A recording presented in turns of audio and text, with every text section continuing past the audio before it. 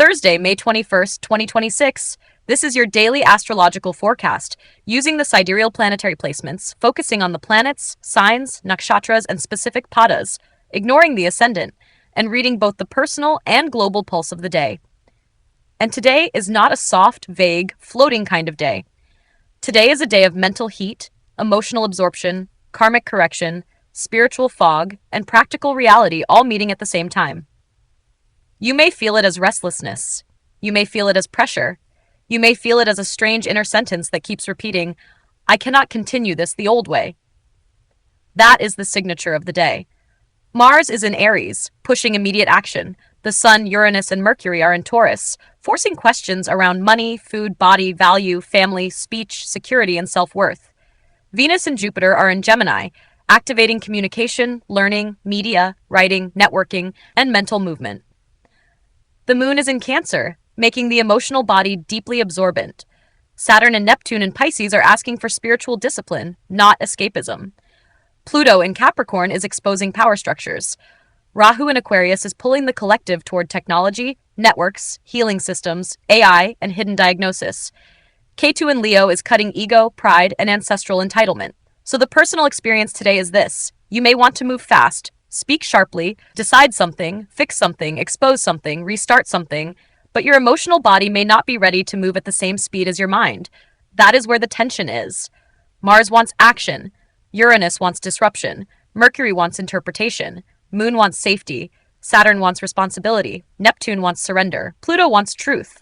Rahu wants obsession. Ketu wants detachment. So the advice for today is blunt. Do not confuse urgency with destiny. Just because something feels intense does not mean it is divine guidance. Just because you feel restless does not mean you must burn the bridge. Just because you suddenly see the truth does not mean you must deliver it like a weapon. Today can give clarity, but if you are unconscious, it can also give sharp words, emotional withdrawal, relationship turbulence, sudden rebellion, digital obsession, and spiritual confusion. Let us begin with Mars. Mars is in Aries, in Ashwini Nakshatra, Pada 3. This is one of the fastest, sharpest, most action-oriented signatures of the day. Ashwini is the healer, the rescuer, the emergency responder, the initiator, the one who moves before the room has even understood what happened. Mars in Aries is already raw fire. Add Ashwini and you get speed, courage, repair instinct, physical energy, impatience, emergency intelligence, and the need to act now. But Pada 3 gives this a Gemini layer. So the action comes through speech, hands, communication, skills, siblings, neighbors, messages, tools, devices, and quick tactical decisions. Personally, you may feel physically restless. You may want to work out, fix something, drive fast, send a message, confront someone, repair a problem, or start a new task immediately. This is excellent for movement, repairs, fast execution, athletics, technical correction, and clearing backlog. But the danger is equally clear. Road rage, impatient texting, sharp speech with siblings or friends, reactive communication, physical impulsiveness, and acting before thinking. The raw advice is simple. Move the body before you move your mouth. Mars in Ashwini needs an outlet. If you do not give it disciplined action, it will become irritation. If you give it a goal, it becomes courage. If you leave it scattered, it becomes anger. Now the Sun is in Taurus, in Krittika Nakshatra, Pada 3. The Sun in Krittika is sharp. Krittika is the knife, the flame, the purifier, the cutter, the critic, the truth exposer. Taurus brings money, food, resources, family, speech, possessions, beauty, stability, and self-worth. So today, identity and ego are tied to value. You may ask, am I being respected? Am I being valued? Am I being paid properly? Is this relationship feeding me? Is this work feeding me? Is this lifestyle actually supporting me? Or am I just attached to comfort? Krittika does not tolerate impurity. It exposes laziness, indulgence, fake politeness, moral compromise, and useless attachment. But in Taurus, the same energy can become stubborn, proud, judgmental, and overly material. Pada 3 brings a collective duty layer. It asks, are you using your resources only for your comfort, or are they serving something larger? So today is good for financial clarity, diet correction, cleaning, organizing, refining speech, cutting waste, and identifying what is no longer worth your energy. But avoid cruel criticism, ego-based judgment, insulting people, or using truth as a blade. The advice, cut the problem, not the person. Then Uranus is in Taurus, in Krittika, likely Pada 4. This is the higher mind disturbing the world of comfort. Uranus is not gentle. Uranus does not ask whether your old life is convenient. Uranus says, you cannot keep thinking in the same old way. You cannot keep obeying structures that no longer carry life. You cannot keep calling stagnation security. In Taurus, Uranus disrupts money, food, land, beauty, values, possessions, family patterns, body patterns, and material security. In Krittika, it cuts. In Pada 4, the emotional and psychological roots of comfort are exposed. Today, you may suddenly realize that something you thought was stable is actually dead. A food habit, a money habit, a family expectation, a relationship comfort zone, a financial pattern, a possession, a style, a business model, or even a self-worth narrative may suddenly feel outdated. This is brilliant for reinventing money systems, changing diet, upgrading tools, modernizing business processes, simplifying possessions, and breaking addiction to comfort. But do not make sudden financial decisions just because you feel trapped. Do not quit stable structures without a plan. Do not destroy relationships because you need space. Do not confuse shock with freedom. The advice: let the future enter your value system, but do not burn the house down just because the furniture is old. Mercury is in Taurus, in Rohini Nakshatra, Pada 1. Now, this is important because Mercury gives the language of the day. Rohini is creation, beauty, voice, nourishment, charm, fertility, finance, food, family, and material growth. Mercury here speaks through value. It thinks through money, aesthetics, records, history, food, voice, and practical usefulness. This is excellent for writing, content creation, business planning, finance, accounting, design, luxury branding, food-related work, family documentation, and practical communication. But Rohini can become possessive. Taurus can become stubborn. Mercury can copy, gossip, overthink, or intellectualize. So the mind may attach to one idea and refuse correction. The deeper message of Rohini is originality. Do not copy someone else's style. Do not imitate someone else's voice.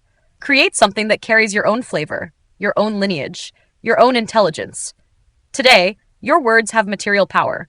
A conversation can open money. A message can create opportunity. A piece of writing can become valuable. A financial decision can stabilize something. But careless speech can also damage trust. The advice: speak like you are building something. Do not speak like you are only reacting. Venus is in Gemini, in Ardra Nakshatra, Pada 1. This is where the emotional weather gets stormy. Venus in Ardra is not simple love. It is beauty after the storm. It is art after grief. It is desire that passes through tears. It is attraction to truth, even when the truth is uncomfortable. Gemini makes Venus curious, witty, communicative, social, artistic with language, and mentally restless. Ardra makes it intense, disruptive, emotional, technological, and transformative. So today, relationships may not want small talk. They may want truth. You may feel pulled into deeper conversations, unusual people, forbidden topics, old pain, artistic catharsis, music, design, social media, technology, writing, or emotional storytelling. This is a powerful day for content, song, design, poetry, podcasts, emotional truth-telling, and turning pain into expression. But the shadow is relationship chaos, over-flirting, digital drama, addiction through people, social media conflict, testing others emotionally, or using clever words to hide deeper grief. If old pain comes up today, do not dramatize it. Use it. Create from it. Write from it. Sing from it. Design from it. Heal through it. The advice: do not chase the storm. Use the storm to create. Jupiter is in Gemini, in Punarvasu Nakshatra Pada 3. This is the return of light through the mind. Punarvasu is repetition, restoration, second chances, renewal, advice, documents, teaching, and the wisdom that comes after trying again. Jupiter in Gemini expands learning, writing, speaking, mentoring, commerce, networking, podcasting, consulting, and knowledge exchange. Pada 3 is strongly communicative and transactional. It is the trader, the negotiator, the networker, the strategist, the communicator. So today, an old idea may return. An old opportunity may come back. A previous conversation may restart. A subject you had left unfinished may demand your attention. A piece of knowledge may suddenly make sense now because you are ready to hear it differently. This is excellent for teaching, writing, revising content, reconnecting with teachers, improving a business model, giving advice, learning something new, and returning to a project with better intelligence. But the danger is cleverness without ethics, selling without wisdom, talking without depth. making promises because the idea sounds profitable, shifting narratives because something pays better. The advice? Return wiser, not greedier. The moon is in Cancer in Pushya Nakshatra, Pada 1. This is the emotional center of the day. Moon in Cancer is deeply absorbent. Pushya is nourishment, protection, teaching, spiritual support, hosting, feeding, caring, advising, and serving. Pada 1 adds a Leo-like leadership and dignity layer, the emotional caretaker who also wants respect.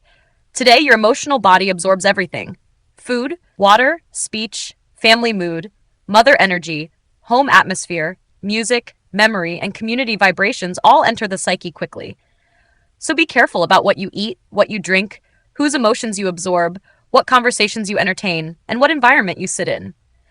This is a beautiful day for cooking, feeding, caring prayer, mantra, counseling, family healing, hydration, emotional repair, creating a peaceful home, and offering support to someone who genuinely needs it.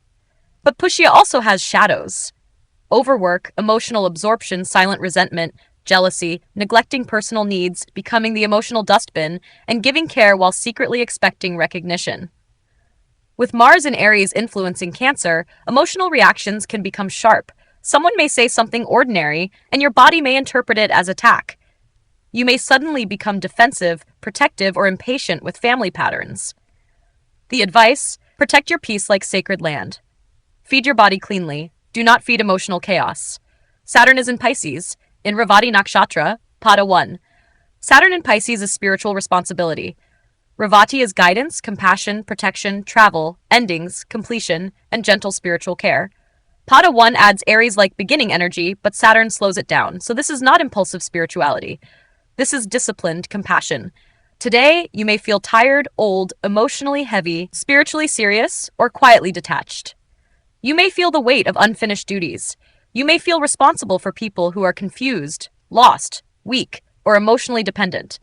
But Saturn here gives one very clear warning. Do not rescue people who refuse responsibility. Compassion must have structure. Service must have boundaries. Spirituality must have routine. Imagination must become practice. If you keep dissolving yourself into everyone else's pain, that is not compassion. That is self-erasure. Use this energy for meditation, spiritual discipline, quiet service, organizing your routine, elder care, charitable work, and cleaning emotional residue. Avoid martyrdom, guilt-based help, vague commitments, procrastination, escapism, and sacrificing yourself for people who drain you. The advice? Serve, but do not disappear. Neptune is in Pisces in Uttara Bhadrapada Pada 2. This is deep water fog. Uttara Bhadrapada is spiritual depth, introspection, compassion, crisis wisdom, and hidden emotional intelligence. Pada 2 brings practical Virgo-like refinement, so the fog wants analysis, but Neptune does not give clean lines immediately. Neptune inspires first, then confuses, then dissolves, then spiritualizes. So today you may feel drawn to dreams, meditation, music, mysticism, healing, imagination, surrender, compassion, or subtle guidance.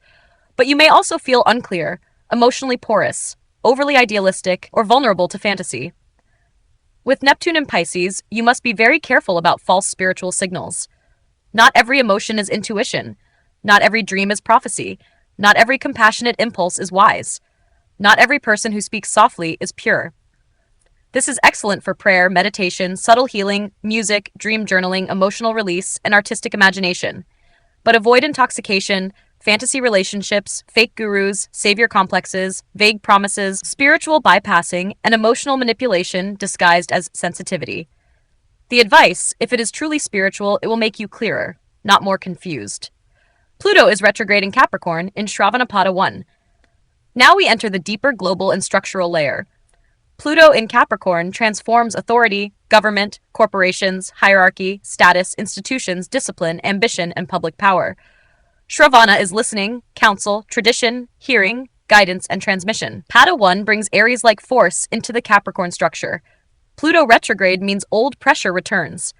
Old systems show cracks again. Old authority patterns come back for deeper exposure. A boss, institution, government, corporation, career structure, family hierarchy, or internal ambition pattern may reveal where control has replaced truth. Pluto never gives superficial change. Pluto intensifies, exposes, destroys what is false, and regenerates what is real. So today, listen carefully. The truth may not be shouting. It may be leaking through the cracks. Use this for auditing systems, reviewing career direction, identifying power games, restructuring long-term goals, and refusing corrupt shortcuts. Avoid domination, fear-based ambition, obeying dead authority, manipulating people through status, or pretending a collapsing structure is still healthy. The advice: when a system is already dead, loyalty to it becomes self-betrayal. Rahu is in Aquarius in Shatabisha Pada 2. This is the collective obsession with hidden diagnosis, healing systems, networks, technology, AI, research, social media, and unconventional intelligence. Shatabisha is the 100 healers. It is solitary, mysterious, scientific, occult, abstract, diagnostic, and unconventional. Pada 2 gives practical organization. Rahu amplifies desire, image, recognition, foreign influence, digital presence, ambition, illusion, and obsession. So today, the collective mind may be pulled toward AI, technology, social networks, healing systems, astrology, psychology, research, medical themes, hidden knowledge, data, and online visibility.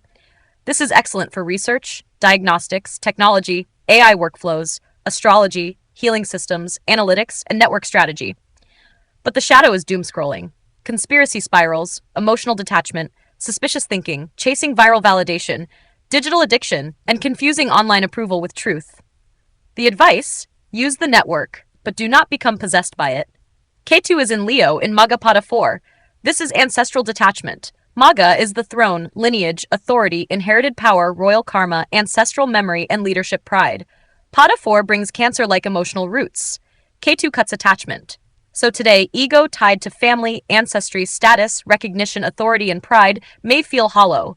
You may either feel detached from attention or deeply triggered when you do not receive respect. That is the paradox of Ketu and Magha. It gives ancient authority, but removes satisfaction from ego games. The question today is, are you leading from soul, or are you performing inherited pride? Use this for ancestor work, humility, silent leadership, healing pride wounds, serving family without superiority, and stepping away from drama. Avoid demanding loyalty, emotional arrogance, family ego conflicts, inherited entitlement, and acting like royalty when the situation requires service. The advice: the throne is empty unless the heart is clean. Now let us bring this into the global forecast. Globally, this is a systems and narrative pressure day. Pluto in Capricorn continues exposing institutions, governments, corporations, hierarchies, banks, old leadership models, and authority structures.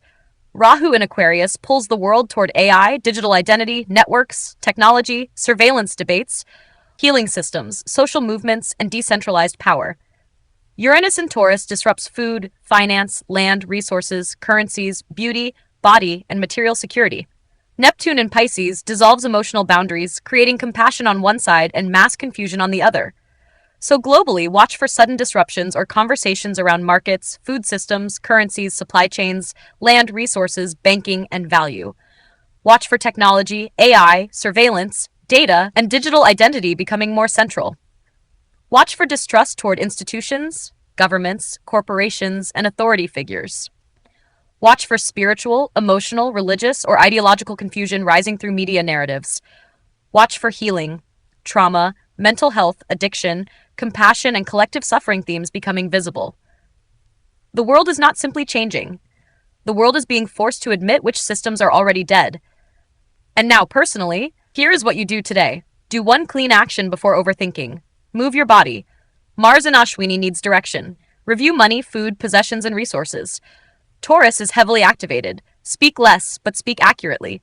Mercury in Rohini rewards original, grounded communication. Create from emotional truth. Venus in Ardra can turn pain into art.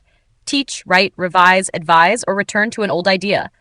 Jupiter in Punarvasu supports second chances. Eat clean food, drink clean water, and protect your emotional field. Moon in Pushya absorbs everything. Ground your spiritual practice. Saturn and Neptune in Pisces demand discipline with compassion. Listen for hidden truth in institutions, work structures, and public narratives. Pluto in Capricorn is exposing the old system. Use technology consciously. Rahu in Shatabisha can heal or addict. Release ancestral ego. Ketu in Magha asks for humility. And avoid fast, angry reactions. Avoid impulsive financial moves. Avoid gossip. Avoid sharp speech disguised as honesty. Avoid emotional eating. Avoid absorbing family drama. Avoid romantic chaos. Avoid digital obsession. Avoid fake spiritual certainty. Avoid making permanent decisions from temporary emotional storms. Today is a knife and water day.